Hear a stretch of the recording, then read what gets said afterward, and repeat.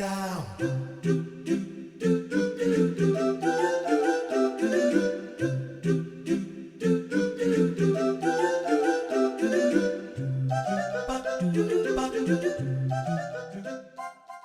Jeremy. I'm Steven. And we're the Super Maker Bros. Today's build is a 3D printed Neurayler from Men in Black the movie. On to the build. Oh man, that's a lot of tiny pieces. Me and tiny pieces do not mix, dude. Well, that's because we have massive hands is the other thing. Yeah, sorry. This build... What is that, chrome or white? No, it's primer. Oh, primer, okay. Yeah, I went right into paint on this because these were printed off the form too, so I was right in there. Very little sanding. Text was awesome, and then the part you brought me later from the... Carbon machine. Yeah, it was fire. It was beautiful. So you primed those right off the top, and then now you're looking through electronics bins to try to find something that fits? Yeah, I wanted to Jimmy rig a light into it, and you see I'm kind of scavenging through my electronics. So pro tip is basically design it for the light, not find the light to fit. Yeah. Okay. So because it ends that's not our first time doing that mistake. No, it ends up not working out for me and just gives you more headaches.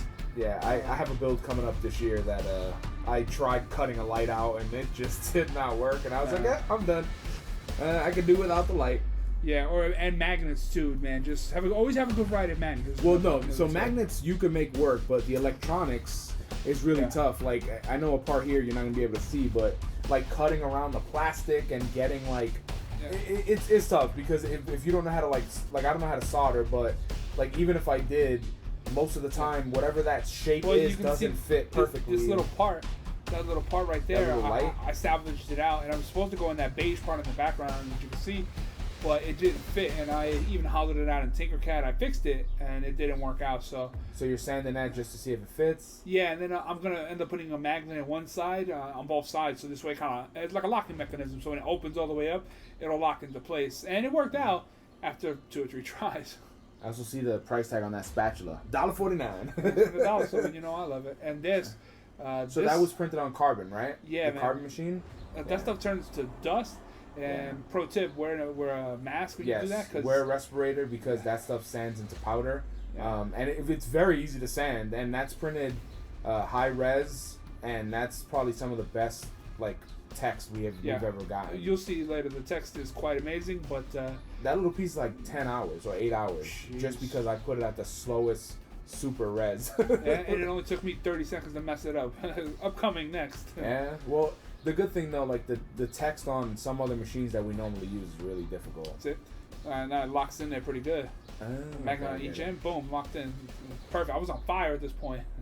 Before you got bummed out. Yeah. Then the chrome paint was coming out great. I finally had a chrome paint that didn't dull after like one pass.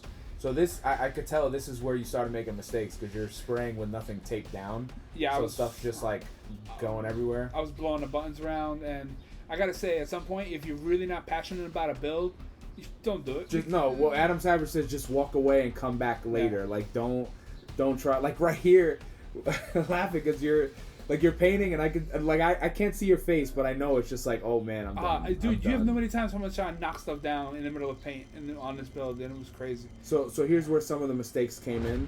Yeah. We'll go over them so you don't have to. Yeah. So first off, when you use Zip Kicker, it peels off most paints. So use it sparingly, like not like that. Or some people zip kick the brush and paint it on.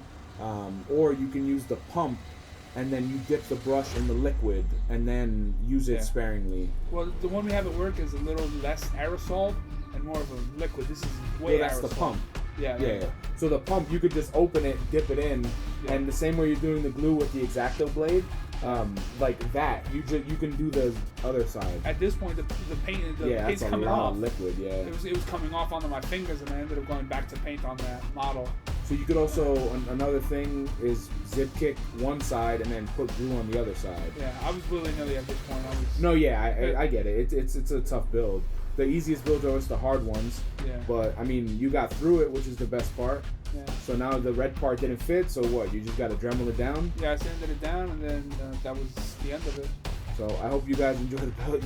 You'll see the reveal very soon. Yeah. And come on back for the next build. Yeah, don't worry. You're gonna say that in a little bit. And subscribe. They don't know we recorded the last part already.